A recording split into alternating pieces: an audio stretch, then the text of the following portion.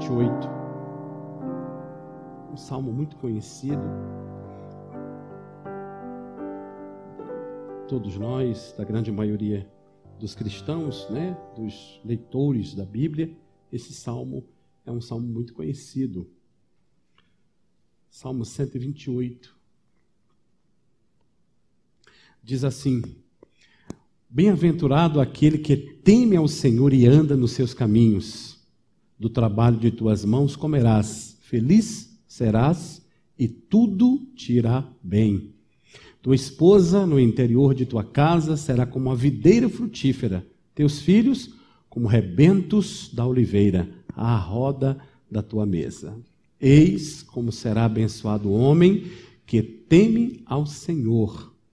O Senhor te abençoe desde Sião, para que vejas a prosperidade de Jerusalém durante os dias de tua vida. Vejas os filhos dos teus filhos, paz sobre Israel. Amém, meus irmãos? Que eu diminua e o Senhor cresça. Meus irmãos, aproximadamente 975 a.C., Salomão estava inaugurando o templo, um sonho para o povo de Deus. O projeto, a planta, foi iniciada pelo grande rei Davi, mas ele não concluíra. Mas Deus havia prometido a Davi que o filho dele, e especificamente Salomão, construiria o templo para a edificação do povo, do nome do Senhor, e assim o fez. Aproximadamente 975, essa construção está sendo concluída. Salomão tem uma experiência fantástica, você vê lá em Crônicas. Primeiros Reis, capítulo 6, começa a narrar isso um pouco mais, dessa construção, dessa reforma, aliás, dessa inauguração, né, professor Isabel, pastor Jonair. E o Salmo 127 e o Salmo 128 foram escritos justamente nessa época. Enquanto o Salmo 127 fala sobre os filhos serem heranças de Deus para os pais, o Salmo 128 ele faz um apanhado da realidade de como as famílias agora, que tinham um templo, tinham um local de cultuar, como aquelas famílias poderiam impactar aquela sociedade.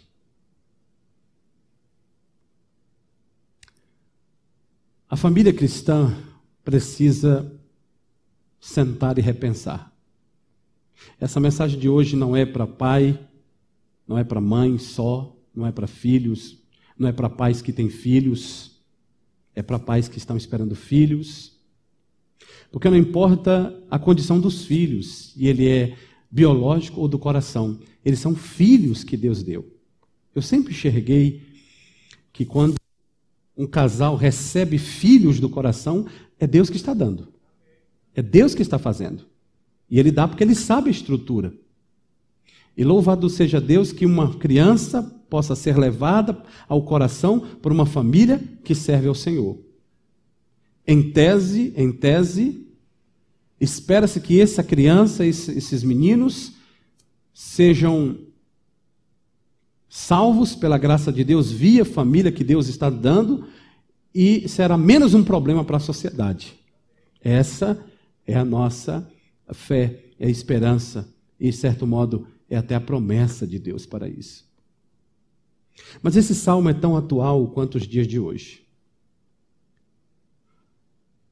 Alguns passos, algumas verdades neste salmo nos mostram como a família cristã deve, não pode, não é pode, é como ela deve impactar a sociedade. Caos, hoje, instaurado, presente, a culpa do caos no mundo. Pecado é pecado, mas a família cristã, ela tem uma grande parcela de culpa disso. Eu já estou te dando um know-how, porque se você vai embora, já vai ficar visto na filmagem. Foi embora porque não ia aguentar apanhar. E se você ficar, é porque Deus quer palestrar com você. Existem duas palavras para definir, nesse texto, a expressão feliz e a expressão abençoado. A primeira palavra está escrita nos versos 1 e 2. Bem-aventurado, e no verso 2, feliz serás. Essa palavra significa, escrito em hebraico, A-S-H-E-R. Brasileirada, transliterada, a pronúncia poderia ser Asher. Essa palavra fala sobre feliz ou bem-aventurado. É a ideia central desta palavra. Feliz e bem-aventurado. Preste atenção. A segunda palavra, ela está nos dois versículos 4 e 5. Especialmente quando ele diz: eis como será abençoado o homem, e o verso 5 diz: o Senhor te abençoe. E a expressão da palavra em hebraico significa barak, que quer dizer felicidade, mas não a felicidade do primeiro, do Asher, mas felicidade no sentido de o Senhor abençoou. Em tese é mais ou menos assim: abençoado do Senhor. A primeira felicidade é a relação de felicidade adquirida por parte do homem que serve, do homem que agrada a Deus. Porque o homem agrada a Deus, porque o homem faz algo que agrada ao Senhor, ele recebe de Deus Asher. Ele passa a ser feliz e ele é bem-aventurado. Essa é a parte original do verso 1 e verso 2. Já os versos 4 e 5, a palavra barak diz: o homem que é feliz não é apenas feliz, ele é abençoado do Senhor. A segunda etapa, ele recebe de Deus a bênção, porque na primeira parte ele agradou ao Senhor. Aí na segunda parte Deus vai abençoá-lo, Deus vai selá-lo de muitas bênçãos. No primeiro momento ele é feliz, porque ele agrada ao Senhor, minha cara Berenice. Mas em segundo lugar, ele é abençoado pelo Senhor, porque no primeiro momento ele agradou ao Senhor. E o salmista coloca aqui essas duas palavras muito claras dentro desse contexto. Dentro desse contexto simples, e aí a introdução foi curta, está vendo? Eu terminei a introdução.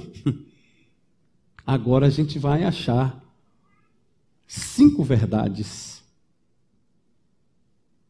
de como a família cristã pode impactar a sociedade. A primeira verdade está no verso 1. O texto diz: bem-aventurado aquele que teme ao Senhor e anda nos seus caminhos. Essa mensagem não é muito boa. Eu sei que depois alguém vai poder ficar reclamando, dizendo, tal, mas assim, isso aqui não tem nada com machismo, não tem nada com feminismo, isso aqui é a mensagem de Deus. Então, se você está sentado, permanece sentado e dá glória a Deus à medida que você receber.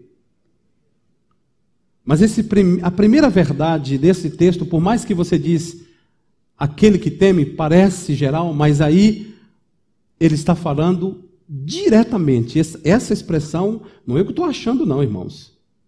É entendimento do Salmo. Esse primeiro versículo, ele é para o papel do pai na família. Não precisa ouvir isso mais não, pastor. Meus filhos estão todos adultos. Espera até o final para tu ver se seus filhos estão adultos mesmo. Primeira verdade, o papel do pai na família. Isso aqui é fundamental. Começa com isso. Bem-aventurado daquele que teme ao Senhor.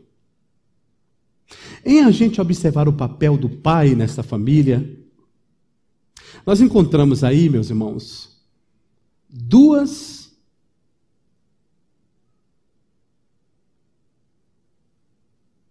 pontuações que o salmista faz. Ele não é bem-aventurado, ele não agrada ao Senhor. Lembra das palavras que eu falei? Asher, feliz, abençoado, feliz, aliás, bem-aventurado. Ele não é bem-aventurado só por acaso, é porque ele agrada ao Senhor. E onde está o agradar do pai da família. Preste atenção, do pai da família. Primeiro, ele é temente a Deus. Segundo, ele anda nos caminhos de Deus. Nós não podemos falar de família, irmãos, e eximir o papel do pai. Aliás, se as coisas não forem bem, a culpa é do pai. O senhor está doido, pastor, de falar um trem desse? Estou não. Quando Eva pecou, Deus não foi procurar Eva, não. Deus foi procurar Adão.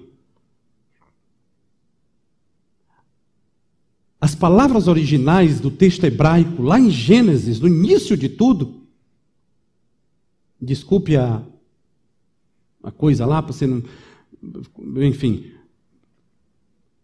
é muito complexo, às vezes, a gente mexer nesses assuntos, numa era dessa de pós-modernidade, de discussão de tantos valores que a gente vê nesse mundão de meu Pai eterno, mas a igreja tem que se posicionar.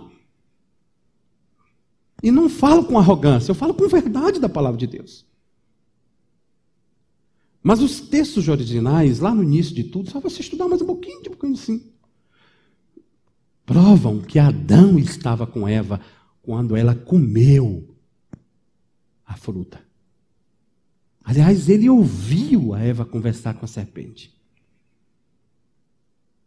E quando Deus pergunta, pastor, onde o senhor achou isso? Depois você vai lá na sala e a gente conversa com mais tempo. Mas, aliás, eu dou um dado informativo, eu estava lembrando aqui para o Soleni, esqueci de falar. Nós vamos ter, a partir de abril, se Deus permitir, se Deus quiser, está tudo formatadozinho, viu? Estamos aguardando a chegada do nosso pastor para tratar de alguns detalhes mais, mas a partir de abril, querendo Deus, permitindo Deus, nesse mundo de pandemia, nós vamos começar aqui, Lander, daria um seminário de família, 2 meses, classe para casados e classe para a criação de filhos. É um currículo, 2 meses, aqui na igreja. Então, Adão estava lá. E quando Deus pergunta, porque Deus sabia do problema, ele não pergunta para Eva, ele pergunta para Adão. O que você fez? E Adão, como um bom macho, né? Ele diz, foi a mulher que o Senhor me deu. Essa é a prova de nós, homens. Nós somos assim. Nós, homens do sexo masculino. A gente tem a tendência natural de colocar a culpa nas coisas na esposa. Mas nesse salmo, Deus está chamando os homens e dizendo, o papel do homem na família, para impactar a sociedade, é que esse pai, ele precisa temer ao Senhor. Pastor, mas se meu marido não teme ao Senhor, aí um outro detalhe, você vai orar para Deus fazer teu marido conhecer Deus e ele passar a temer ao Senhor. Mas ele não temendo, ele sendo crente, ele sendo católico, ele sendo espírita, ele sendo do candomblé, ele sendo ateu, ele sendo judeu, ele sendo tudo. Quando Deus cobrar, irmãos, porque isso aqui é uma coisa muito profunda, Deus não vai cobrar da mulher. A fatura de cobrança de Deus vem no nome, no CPF do homem. Ele pode ser de qualquer religião ou um ateu. O sucesso ou fracasso será colocado, imputado diretamente sobre a figura do pai. Mesmo aquele pai que fez no mundo e largou o filho por aí. Ele tem uma conta para prestar. Isso aqui bíblico é muito profundo. E a gente vive numa sociedade que a gente quer tirar responsabilidades. Talvez algumas mães estejam dizendo, meu Deus, glória a Deus, pastor Silvio é uma maravilha. Os homens estão dizendo, pastor Silvio, não é de Deus não. Mas é de Deus, é de Deus, é de Deus. E os meninos do sexo masculino, os homens, viu, Saulo? Precisam aprender isso aqui, porque o sucesso da sua família está sobre os seus lombos. Porque o da minha está sobre os meus lombos. Os meninos que querem casar, namorando com as filhas dos outros, mexendo com as menininhas, mandando um bilhetinho, vocês fiquem atentos, porque quando Deus cobrar é de você. E a Bíblia não dá espaço para homens frouxos. Não. A Bíblia chama os homens e entrega na mão deles um sacerdócio para eles cuidarem da casa. Porque quando Deus voltar para cobrar, a cobrança vai ser no nome do homem. Por mais que a mulher seja rixosa, encrenqueira, que tem muitas, aqui na igreja nenhuma. Mas por mais que as mulheres sejam assim, Deus vai cobrar do homem. E na hora de cobrar, Deus vai cobrar dela de outras coisas. Deus vai cobrar, você é muito rixosa, murmuradeira, mas a responsabilidade da família, meu caro pastor Jonaí, é do homem. Então feliz, bem-aventurado aquele que teme ao Senhor. Então esse homem dessa casa, que a palavra está dirigida a ele, ele tem que fazer duas coisas. Ele tem que temer ao Senhor. Aí uma dica muito importante. Meu irmão, isso aqui é um ato de inteligência. Eu diria até mais aí, as inteligência emocional, profunda. Se a conta vem para o meu nome, e eu tenho como aprender com alguém a diminuir o peso da minha fatura, eu vou procurar esse cara para me ajudar. Porque Deus coloca sobre nós, Cláudio, a responsabilidade, mas Ele diz, eu te dou subsídios para isso, tema a mim, diz o Senhor. Aprenda comigo. Por quê? Por que isso? Porque Deus é o Senhor da igreja, sim ou não, irmãos? Em Israel está a vida toda comparando Deus como o marido e a igreja como a esposa. Cristo vem e Ele é o marido, Ele é o noivo e a igreja é a parte feminina. Então Deus cuida, Deus zela, Deus preserva, Deus ama, Deus supre. Paulo entende tudo isso e ele chega a dizer o seguinte, a palavra em grego, Paulo diz assim lá em Efésios capítulo 5, a partir do 23, grande é esse mistério. Aí ele diz, gente, que mistério? E ele diz, o mistério entre Cristo e a igreja. Porque o homem tem que amar a si mesmo. Ah, Paulo é machista. Eu fico tão irado, irmãos, quando esse povo diz que Paulo é machista. Isso é um discurso dessas feministas que não lê a palavra de Deus. Pronto. Me desculpe, irmãos, mas a palavra às vezes tem que sair verdades. Paulo não foi machista, pelo contrário, Paulo está dizendo, olha, a responsabilidade é do homem. O peso é do homem. E as mulheres que não, eu quero para mim essa responsabilidade. Não aguentam, porque não foi para elas dada essa responsabilidade, para elas foram dadas outras responsabilidades, que muitas vezes elas estão sonegando a família, deixando de chegar para vocês. Mas Paulo está dizendo, isso é um mistério.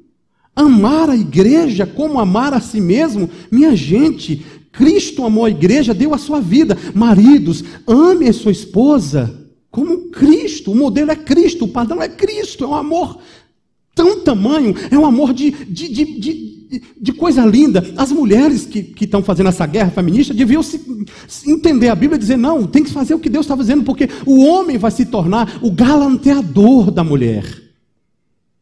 O cavalheiro educado, Luiz, o que abre a porta, o que dá flores. Eu não gosto de flor, dá um sapatinho alto para tu ver. Dá uma bolsinha de couro, dá um beijo, diz palavras amorosas, porque esse é o papel da mulher. Cristo faz isso com a igreja, irmãos, todo dia Cristo está fazendo isso conosco. Meus amores, meu xodó, meu amorzão, minha linda, minha paixão. Nós somos a paixão, irmãos, do maior noivo da história do universo. A gente peca, Ele perdoa, a gente cai, Ele perdoa, a gente falha, Ele perdoa. Isso é paixão, é amor incondicional. Paulo diz em Efésios 5, 23, é isso que o marido tem que fazer pela mulher. E as menininhas que estão aqui, que querem casar, viu, Elisa? Tem que orar para Deus, para Papai do Céu, mandar um homem, Elô, segundo o coração dele. As menininhas que querem namorar com meninos, que isso já é bênção de Deus, a gente já tem que ensinar ela a orar. Ora pelo seu marido, para Deus te dar um marido segundo o coração de Deus, um marido bom. Que absurdo, pastor. Absurdo é ela coisar, mas tudo bem. Papel do homem. Temer ao Senhor. O Senhor está dizendo, me busque. Eu tenho um manual para você, meu filho. Aí, irmã Glória, o marido chega lá e aprende com o Senhor. Ele vai para a escola de Deus, Salmo 78, escola de família. Ele aprende de Deus, irmão Cleves. A gente, homem, não aprendeu com ninguém, irmãos. Os pais da gente, muitas vezes, falharam nos ensinar sobre tratar mulheres ou tratar esposas. Aí o machismo, sim, do mundo, diz para a gente que tem que bater, que tem que ser grosso, que tem que ser duro. Aí as mulheres do outro lado criaram um oposto, completamente oposto. Não, agora também ninguém vai mais ser mulher aqui não. Nós vamos fazer pauleira. Não é para ter guerra dos sexos. É para unir os negócios. Foi isso que Deus criou. Então, o primeiro detalhe da primeira verdade é que o homem tem que temer ao Senhor. Me ensina como eu faço, Deus. E aí Deus está na Bíblia todinha dizendo como ele trata a escola, como é que ele tratou Israel, como é que ele se apaixonou por Israel, como é que ele amou Israel. Ô, pastor Silvio, você não sabe como é minha esposa rixosa. Mais do que nós somos rixosos com o Senhor? Sim ou não? Irmãos, a gente murmura demais com Deus, Ele está sempre amando a gente. 70 vezes 7 até. Ele está sempre perdoando. O amor de Deus pela esposa é infinitamente maior. Segundo princípio, Deus diz para o homem, anda nos meus caminhos. Um homem de Deus que quer descobrir a família correta, ele anda nos caminhos de Deus. Irmãos, andar nos caminhos de Deus não é estar em porta de bar bebendo. Andar no caminho de Deus não é estar se prostituindo. Andar no caminho de Deus não é ser escravo do álcool. Andar nos caminhos de Deus não é estar em prostituição de pornografia, de internet. Andar nos caminhos de Deus é ter uma vida correta, porque o mundo diz que homem que é homem tem que ter 2 mulheres. A palavra de Deus diz que homem que é homem tem que ter uma mulher. E o texto vai falar isso aqui, uma esposa. Toda vez na Bíblia que um homem tinha 2, teve problemas. Isso não é parâmetro. As pessoas não leem a Bíblia com profundidade, ficam, mas na Bíblia tem homem que teve 700 mulheres. Qual foi o problema de Salomão? 700 mulheres.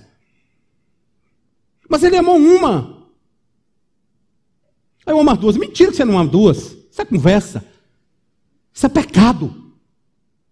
Homem não pode amar 2 mulheres como Eros. Só dá espaço para amar uma.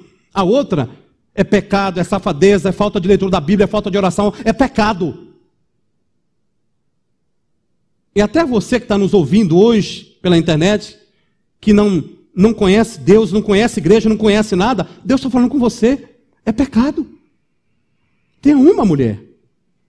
Andar nos caminhos do Senhor, o homem, o pai de família que anda nos caminhos do Senhor, ele tem como influenciar os seus filhos a andarem no caminho do Senhor. Os filhos olharem para esse pai e dizer assim, eu quero ser isso aqui na minha vida. Se for um menino, vai dizer assim, eu quero ser que nem pai. Se for uma menina, eu quero ter um marido que nem esse homem. Esse homem fala alguma coisa, esse homem é de Deus. Anda nos caminhos do Senhor. Então eu vou adiantar, porque tem muita coisa profunda, eu não quero bulir muito nessas feridas, não. Mas andar no caminho do Senhor é uma coisa que não tem... É uma coisa muito profunda. E vocês deixam Deus falar, o Espírito Santo de Deus falar ao seu coração. Homens, dessa noite, de casa, o papel do homem. Porque Deus, quando fez tudo isso, Deus replicou o que Ele é na vida do homem. Então Ele cria a família, chama macho e fêmea.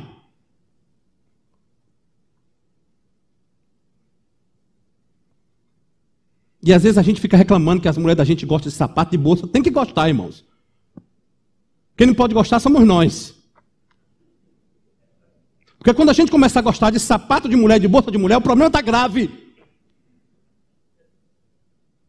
A mesma coisa, a mulher reclama da gente porque a gente gosta de carro, porque a gente vai lavar carro, porque a gente fica falando de peça de carro, de roda de carro. Tu não tem que gostar dessas coisas mesmo, não. Porque no dia que uma mulher começa a gostar de roda de carro, de falar de carro, tem alguma coisa errada. Deus fez assim.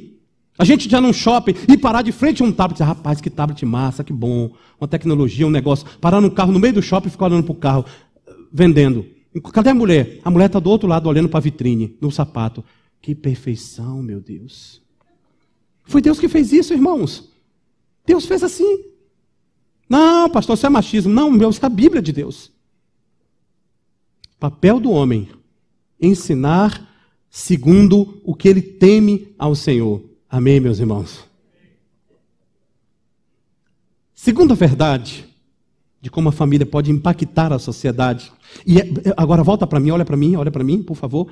É por isso que Satanás, o cão, o capeta do inferno, ele não gosta de família. Ele não gosta. Por isso que a partir das ideologias dessa pós-modernidade, o homem está se feminilizando. E as mulheres estão se masculinizando. Porque essa é uma tática das trevas de quebrar isso que está na palavra de Deus. E quando eu prego sobre isso, eu sou machista. Quando eu prego sobre isso, eu sou mal falado pelas pessoas de fora, talvez até alguns da igreja. Não gostei dessa mensagem domingo à noite.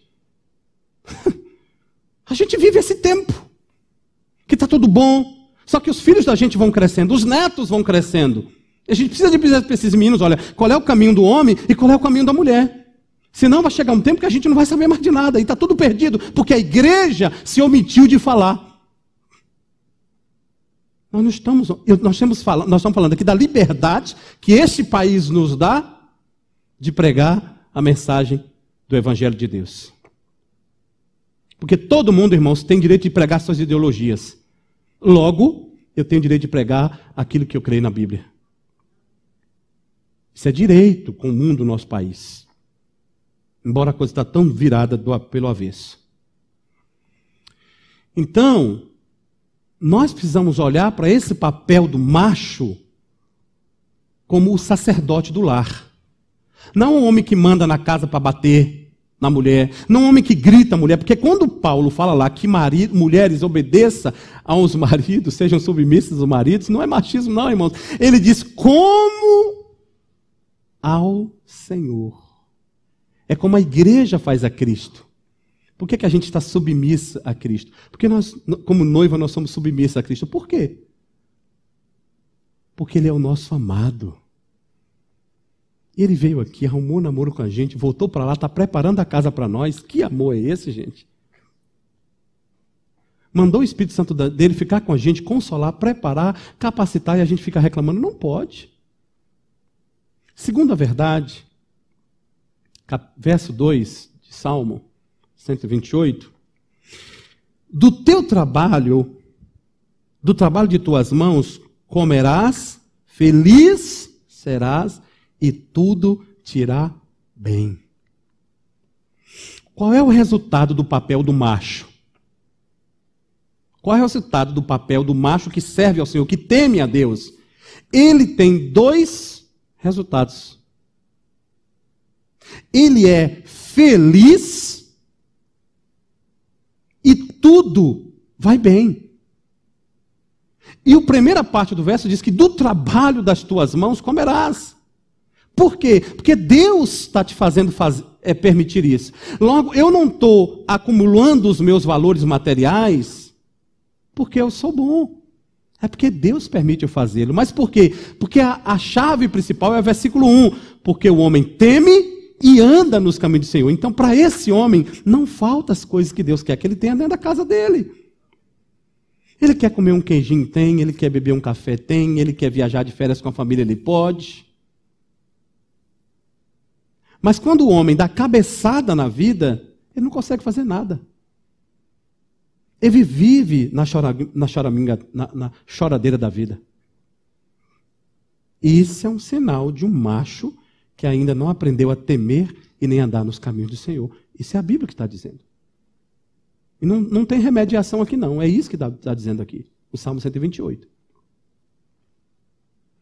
E aí ele diz, olha, é preciso que o resultado desse papel desse pai seja visível. Ele é feliz em ser pai, em ser chefe de casa, em olhar para a casa dele e dizer, meus filhos são bênçãos, minha casa é uma bênção. Eu amo a minha esposa, eu não preciso de uma, mas eu tenho uma esposa. Ele é feliz. E tudo que ele faz, irmãos, Deus celebra, Deus diz, está bem. Terceira verdade, de como a família pode impactar a sociedade, versos de número 3 e 4. Aí agora chegou para todo mundo. Tua esposa no interior da tua casa é a mulher, não são duas, está claro, irmãos comuns do dia de sol? Tuas mulheres, tuas concubinas, não mesmo. Tua esposa no singular, no interior de tua casa, aí o interior aí é porque a ideia é o seguinte, imaginemos que aqui tudo seja um terreno. Então eu armei minha tenda aqui no púlpito, certo? O chefe da família armou a tenda aqui no púlpito. A mulher, lá na entrada logo na entrada do terreno, né? A entrada do terreno. A mulher, ela vai armar a tenda dela lá em cima, perto daquela região ali, da galeria, lá onde está o setor de multimídia. É ali que ficava a tenda da mulher.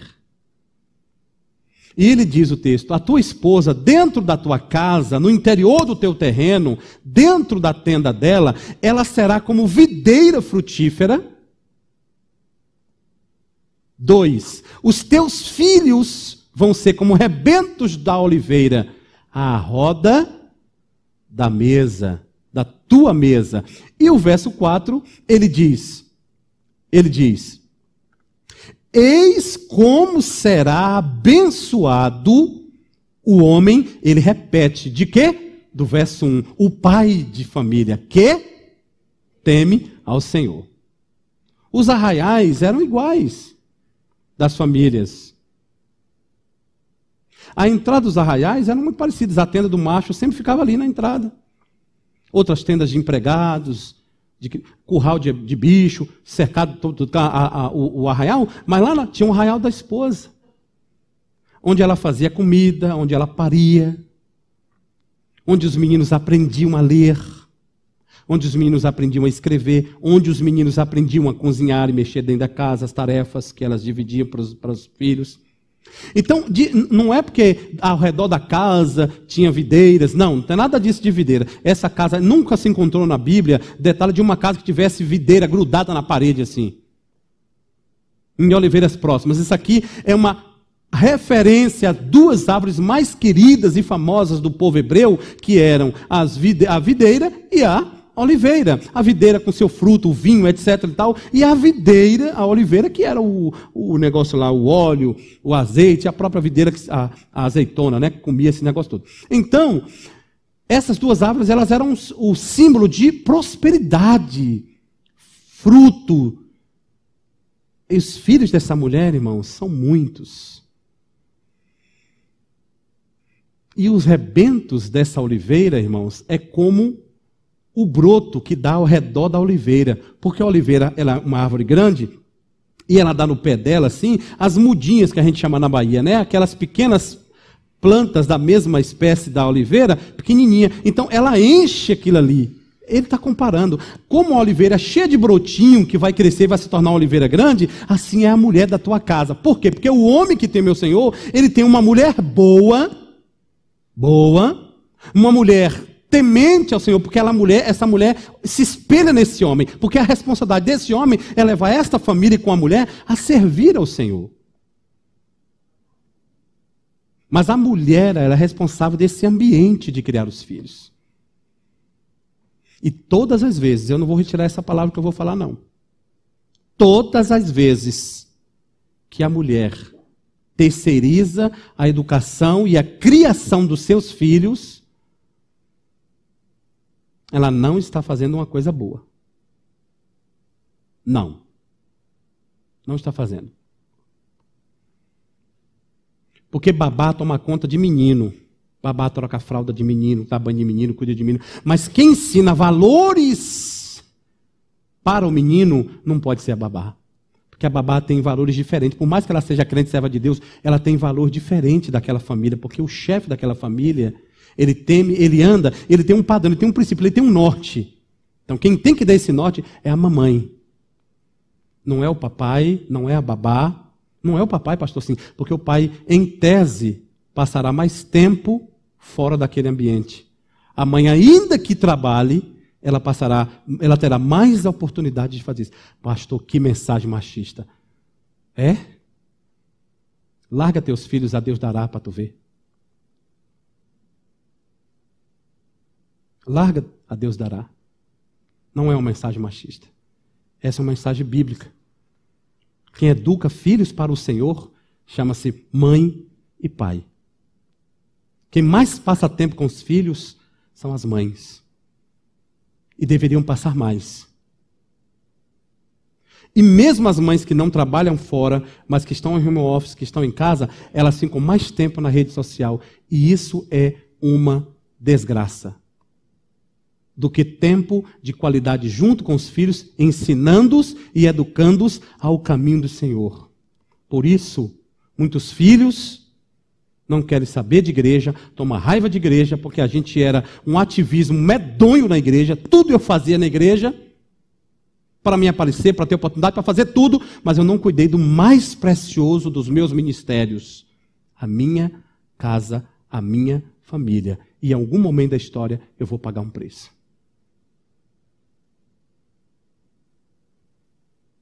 Isto aqui, irmãos, é a palavra de Deus.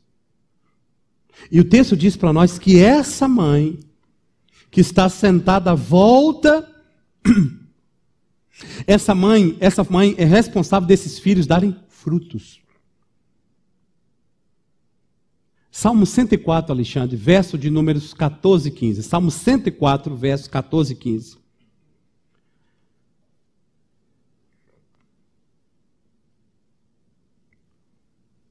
Salmo 104, versos 14 e 15. Fazes crescer a relva para os animais e as plantas para o serviço do homem, de sorte que da terra tire o teu pão, verso seguinte, o vinho que alegra o coração do homem, o azeite que ele dá brilho ao rosto e o alimento que lhe sustém as forças. Quando a gente vai lá para Provérbios para ver o trabalho da mulher virtuosa, aquela mulher que administra a casa, que cuida, que dá ordem para os negócios, que ela trabalha. Aquela mulher trabalha. Ela tem um negócio de tecelagem lá no texto, mas ela dá ordem, ela cuida da casa, diz que o marido dela é muito bom, que a família é boa, que a roupa do marido é bem vestida, porque ela é uma mulher que cuida desses detalhes. E ela trabalha fora. Não se trata de trabalhar fora, mulheres. Se trata de sonegar o papel que Deus deu para você fazer. E colocar os teus filhos ao redor da tua casa, porque Deus está te dando todo, Deus dá o sustento, porque na casa do homem que teme o Senhor tem tudo isso aí. Tudo isso aí. Deus sustenta esse homem de alegria. Deus sustenta esse homem de frutos. Agora Deus diz assim, a mulher precisa ser fiel. Provérbios 7, versos 10 e 12. A mulher precisa ser uma mulher fiel. A mulher de dentro de casa, cujo marido é temente ao Senhor, ela é fiel não só ao marido, mas aos filhos, à casa e ao princípio que ela recebeu de Deus via orientação palavra para viver a vida em família. Provérbios 7, versos 10 a 12 diz que eis que a mulher sai-lhe ao encontro. Preste atenção. A fiel, ela está dentro da tenda. Agora pronto, o pastor disse que a mulher de fiel não vai nem ao shopping. Não é isso não, filho. A mulher fiel, ela tem tarefas a desenvolver na sua casa, na sua tenda. Esse é o trabalho da mulher fiel. A infiel, ela não cuida nem da casa, nem da tenda, larga tudo. E diz o texto que ela sai ao encontro com vestes de prostituta, astuta de coração. A infiel é apaixonada, é inquieta, cujos pés não param em casa. Verso 12, ora está nas ruas, ora está nas praças, espreitando por todos os cantos. Essa é a mulher infiel, que não tem prazer de achar em casa o zelo. Pastor, porque você não sabe quem é meu marido. Porque teu marido não teme ao Senhor. O detalhe é esse. Mas não se preocupe, filha, ele vai cobrar do teu marido. Deus vai cobrar do teu marido. Porque o teu marido não é alegre na tua casa, porque o teu marido não te proporciona uma vida de alegria, porque o teu marido é bruto com os teus filhos, ele vai cobrar. Agora, você como mulher não pode abandonar a tarefa da casa de ensinar os filhos à volta da tua mesa. Enquanto o marido não teme, enquanto o marido não está em casa, você tem um bocadinho de temor, a conta vai vir para ele, a fatura vai para ele, mas na minha mesa, na minha casa, eu, mulher, vou cuidar dos meus filhos. É isso que está claro, como linda de Saul. Ok? Mas a infiel não, ela fica desorientada. Roupas indecentes, roupas que não convêm para mulheres casadas. Eu não vou entrar nessa área não, misericórdia. A família da antiguidade e a família de hoje, se uma família da antiguidade visitasse uma das nossas famílias hoje, era uma coisa fora do padrão. Então, não sei. Ah, pastor, só antiquadro. Meus irmãos, a Bíblia não é antiquadro, a Bíblia é atualíssima. Nós que temos problema de trazer as coisas para colocar na Bíblia, sabe? O nome disso chama-se exegese. A exegese, na língua baiana, exegese, porque na língua do Sudeste é exegese, né? É assim que os irmãos aqui falam, exegese. Eu vou ao extra, a gente fala, eu vou no extra. Então, a exegese é você abrir a Bíblia e deixar Deus falar como ela é. A exegese, portanto, se constitui heresia. Eu acrescento à Bíblia o que eu quero que ela fale comigo. E isto é uma exegese. A gente viveu o nosso tempo hoje de pós-modernidade, rasgou as coisas de Deus, por isso muitas famílias estão fracas e doentes e muitas que dormem. Porque essas famílias estão querendo dar um jeitinho na Bíblia. Não é assim que funciona. Deus é perfeito, irmãos. Deus não fez nada errado. Deus fez tudo perfeito. Filhos de casal. Um homem e uma mulher.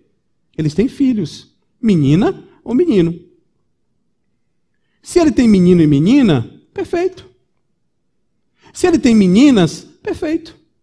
Se ele tem só meninos, perfeito, do mesmo jeito. Por quê? Porque o menino vai olhar para dentro de casa, vai ver um macho, um pai. Minha referência, meu pai, minha referência de homem. Porque esse meu pai é que nem o pai de Salmo 128. É um homem que anda nos caminhos, é um homem que teme ao Senhor. Esse homem é uma referência de macho para a minha vida.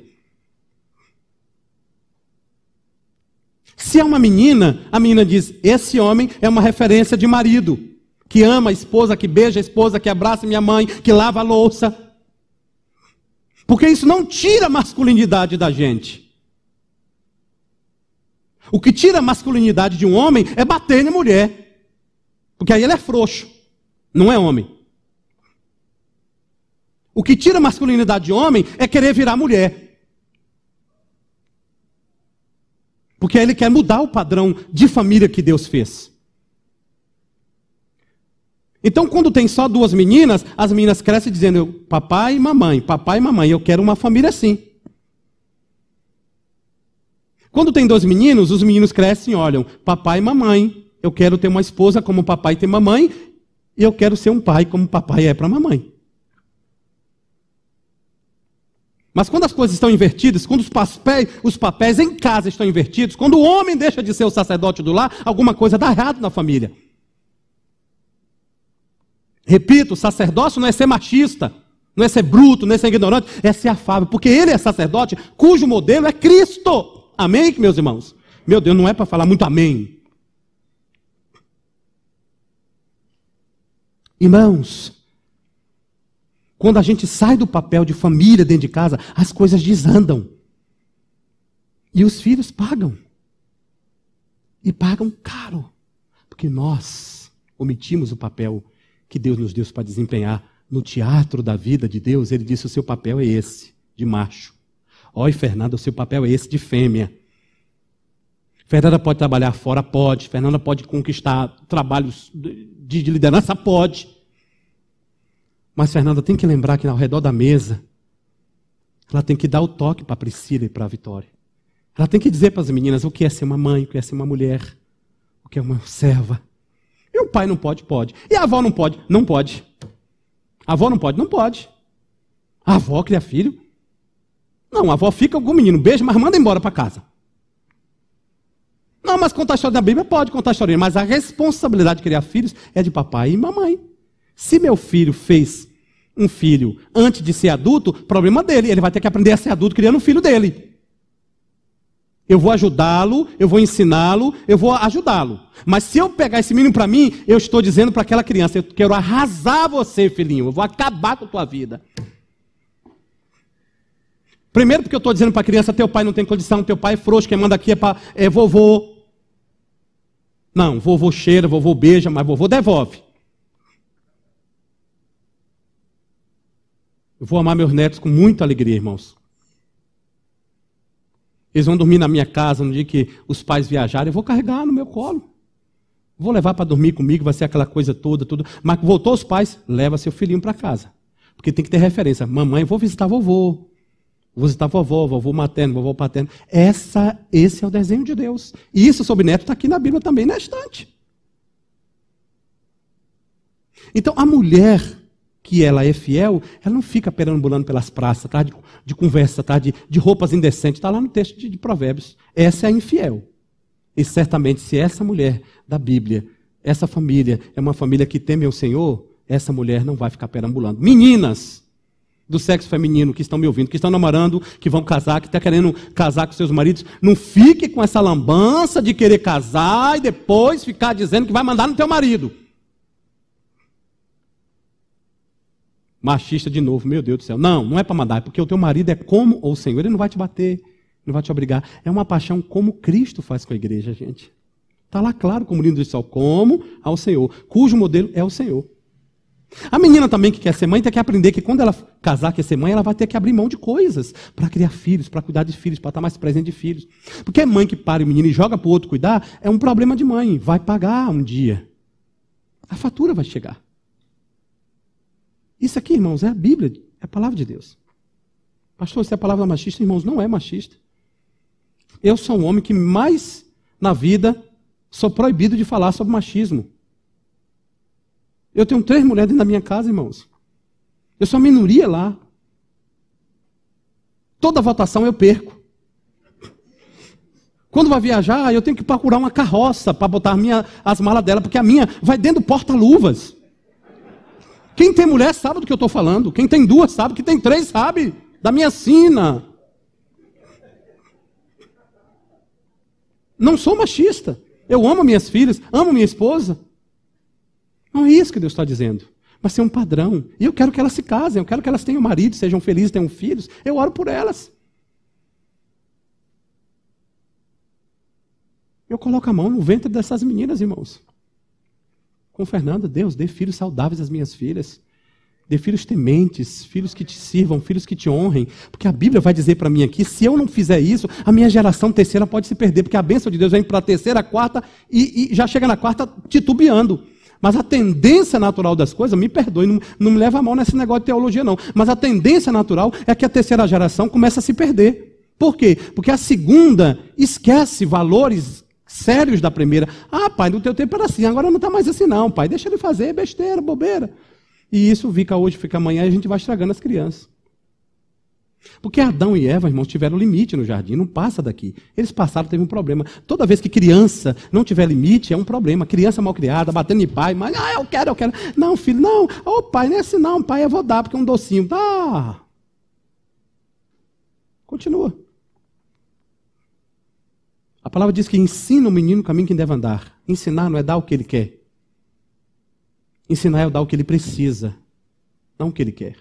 E o que os nossos filhos mais precisam é conhecer o Deus que papai e mamãe servem, para que quando eles cresçam, eles entendam, agora é a hora de conhecer o meu Deus, a minha experiência com Deus, que um dia foi de papai e mamãe, agora é o meu Deus. Então, 4, verso de número 5. O Senhor te abençoe desde Sião, para que vejas a prosperidade de Jerusalém, preste atenção, irmãos, durante os dias da tua vida. Mais à tarde a gente vai completar aqui. Mas assim, agora a quarta verdade é sociedade impactada por essa família. Porque o patriotismo, irmãos, começa em casa. O livro que eu escrevi sobre cartas da Ásia, o primeiro capítulo é destinado à rebeldia. Irmãos, deixa eu dizer para vocês, o problema da rebeldia, que a palavra de Deus diz, é como pecado de... Quem lembra? Lá em Números. Rebelião. A rebelião, que é a rebeldia contra uma autoridade instalada, é como pecado de feitiçaria. E a palavra de Deus, se não me falha a memória, ou não sei se eu estou inventando, diz lá em Apocalipse que quem é feiticeiro não herda o reino de Deus. O pecado estragou a gente, irmãos, trazendo morte eterna. Cristo veio e consertou o negócio.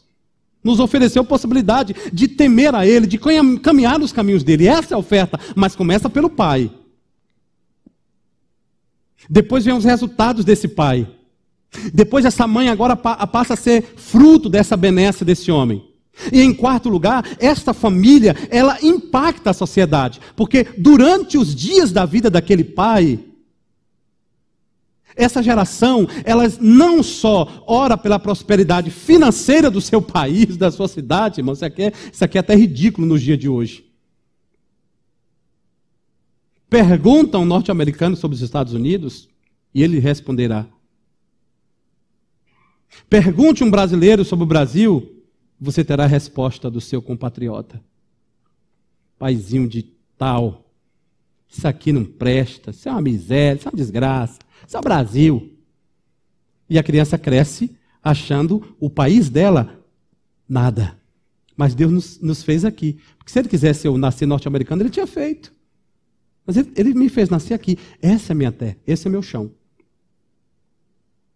Então a gente cria uma descendência de filhos rebeldes a nós, que concomitantemente será rebelde à igreja, e em algum momento eles vão deixar a igreja, vão para o mundo e vão dizer lá fora que aqui quem dita a regra somos nós.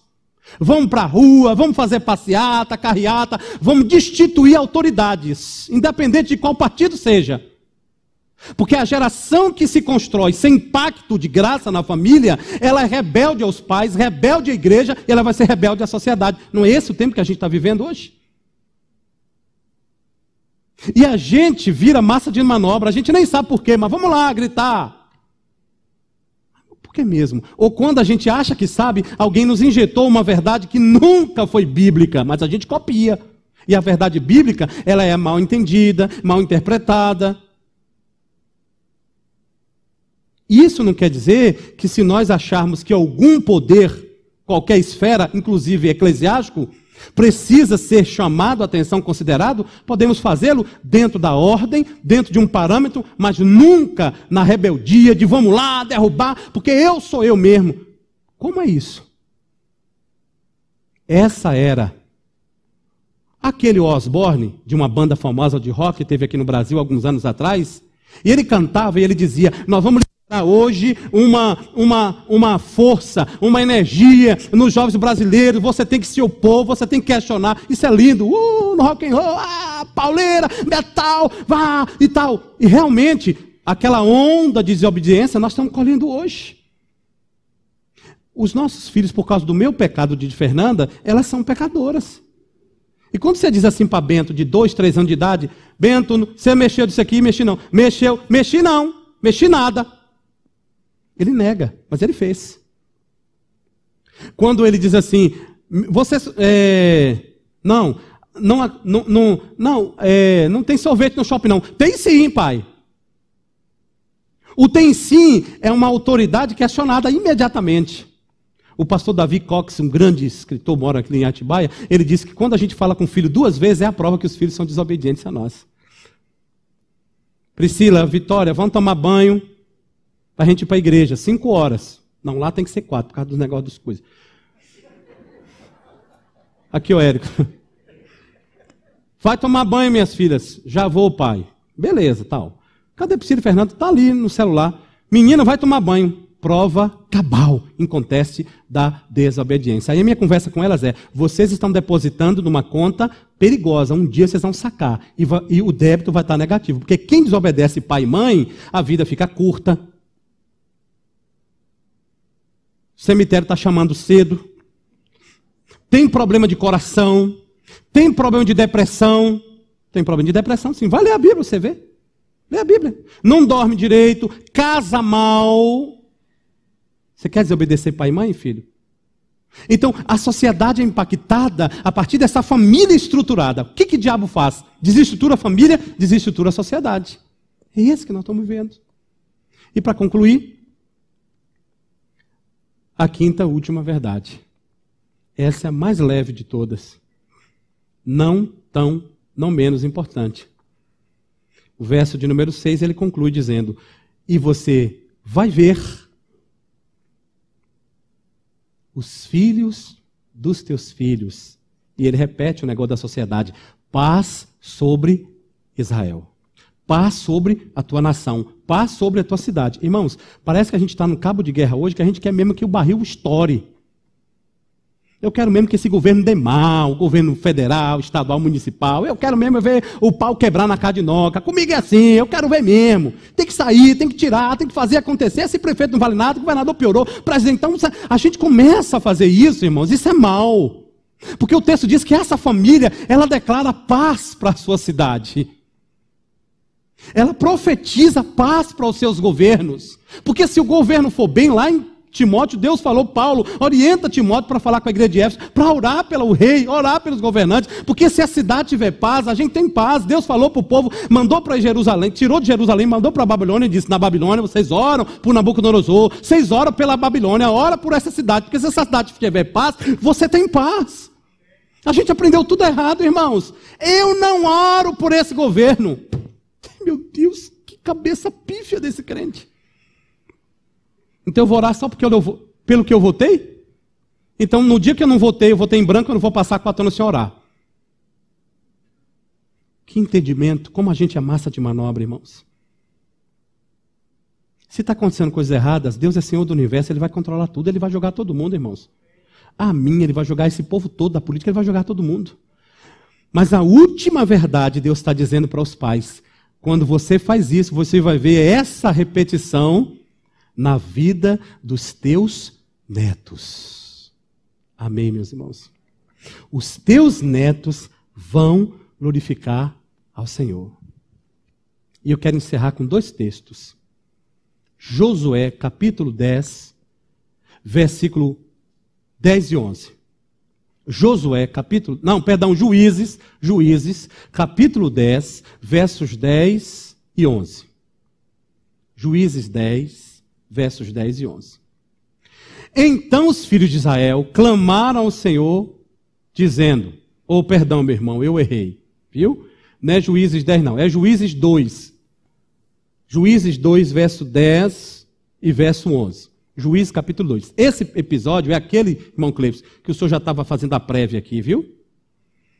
Josué e tal, aquele negócio. Aí Josué já morreu, porque depois que o senhor falou, Josué morreu, entendeu? Quando o senhor acabou, já passou aquela fase, ele morreu, porque ele falou, eu e minha casa serviremos ao Senhor.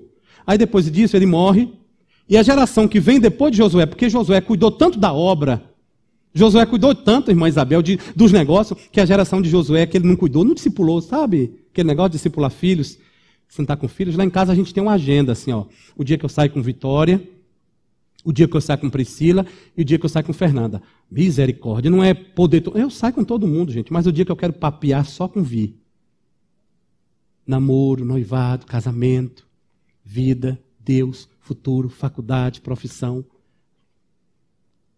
O dia que é só cumprir. Só eu, Priscila. Mais ninguém.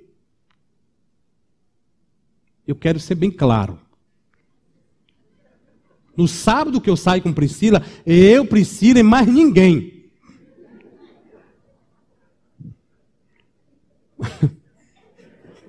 Porque ainda que gigantes invadam os meus terrenos, sobretudo eu tenho uma funda de Deus para derrubar gigantes. Então eu saio com Priscila, lancho com ela, bato papo, oro com ela. E é o dia que eu saio com Fernanda. E todas elas saem comigo. Perguntam sobre mim, meu ministério, minha vida. Mas aquela geração se passou, Josué morreu, todo mundo crente, fervoroso, gente de poder, irmãos. Mas o que aconteceu? Não adiantou nada. Os filhos de Josué, a geração de Josué, aquela geração, toda aquela geração, irmãos.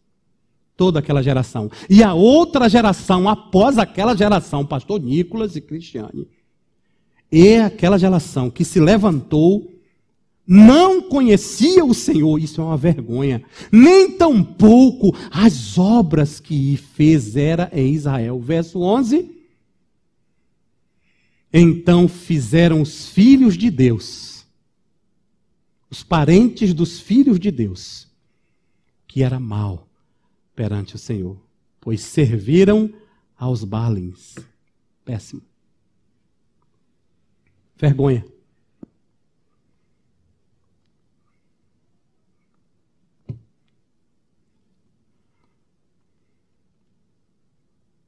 Aí eu falei de Êxodo. Êxodo 34.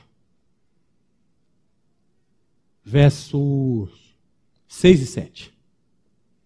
Êxodo 34, versos 6 e 7. Esqueci o papel que eu trouxe aqui para falar um negócio.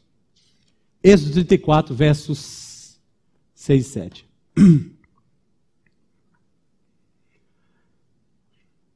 Olha, irmãos, que coisa linda.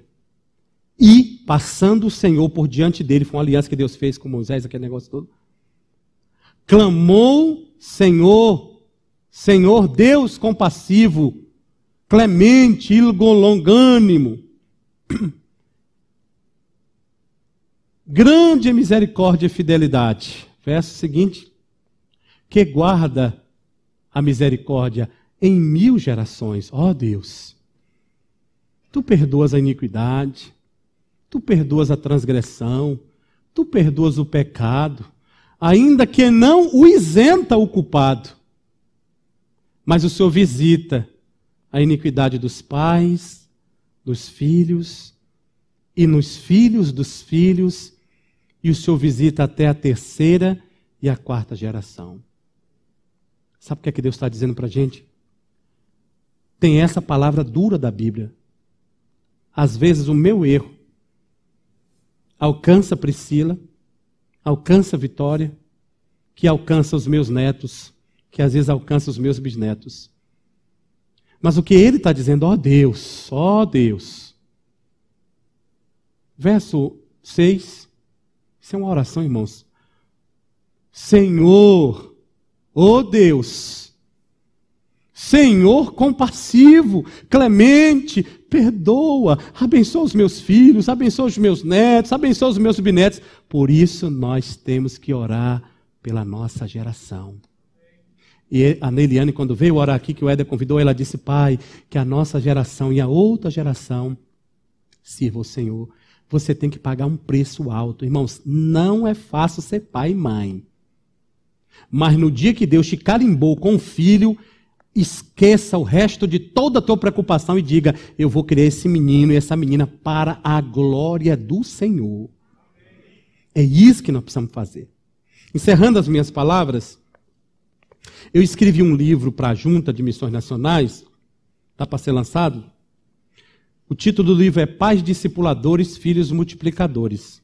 Na página 44 do livro, no capítulo lá, eu fiz uma comparação sobre 2 homens que viveram na história. Real. Eu vou ler rapidamente aqui. Max Jukes, o ateu, viveu em uma vida ímpia e casou-se com uma moça igualmente ímpia. Isso é história real. E dentre as pessoas que resultaram desta união, 310 morreram como indigentes. Os descendentes daqueles... não foi que eles tiveram 310 filhos, não. Os descendentes. 150 foram criminosos. Isso é história. Está aí no documento. Viu? Não foi eu que escrevi. Não, eu estou recopiando de lá. Abri aspas. 7 se tornaram assassinos. 100 foram alcoólatras e mais da metade das mulheres eram prostitutas. Os filhos, os descendentes de Max Jukes, o norte-americano. Esses seus 567 descendentes custaram aos cofres públicos dos Estados Unidos da América mais de 1 bilhão e 250 mil milhões de dólares. Custaram. Jonathan Edwards viveu na mesma época de Max Jukes, mas ele se casou com uma moça crente. Jonathan Edwards era crente. Foi feita uma investigação de 1.394 descendentes de Jonathan Edwards e a sua esposa. 1.394 descendentes conhecidos de Jonathan Edwards. 15 se tornaram diretores de faculdades, 65 foram professores de nível superior, 3 foram senadores dos Estados Unidos, 30 foram juízes, 100 foram advogados, 60 foram médicos, 75 foram oficiais do Exército, da Marinha Americana, 100 foram missionários e pregadores do Evangelho, 60 autores de renome de livros, um foi vice-presidente dos Estados Unidos, 80 se tornaram funcionários públicos dos Estados Unidos, 295 fizeram curso superior, alguns foram governadores de estados americanos, e outros foram diplomatas. Seus descendentes não custaram nenhum centavo aos cofres dos Estados Unidos. Pelo contrário, eles renderam erários aos Estados Unidos. Aí eu escrevi lá: o relato verídico dos descendentes de Edward nos traz a refletir sobre o futuro dos nossos filhos, sobre como desejamos que eles sejam lembrados. Numa sociedade cada vez mais capitalista, mergulhada numa sede desenfreada de querer mais e mais, muitos pais têm se preocupado em projetar seus filhos aos melhores cursos universitários, o melhor futuro financeiro. Uai, não entendi, pastor. Se eu falar agora que o filho de Edward foi tudo universitário. Sim, mas não é que eu estou dizendo que o meu filho vai para lá e esquece a igreja, não. É isso que está rolando aqui, não. E deixaram de lado o melhor da vida. Veja que no caso da família de Jonathan Edward, ocorreu exatamente o oposto. Um pai servo, uma mãe serva, devotos de Deus, amantes do Senhor, ensinou os filhos o reino de Deus, e estes ensinaram os seus filhos, e estes ensinaram os seus descendentes, e por conseguinte se tornaram os melhores descendentes, pois aí se confirma a palavra de Deus escrita pelo Messias Jesus Cristo. Busquem, pois, em primeiro lugar o reino de Deus e a sua justiça, e todas as coisas, inclusive a minha casa, as minhas filhas, os meus netos, serão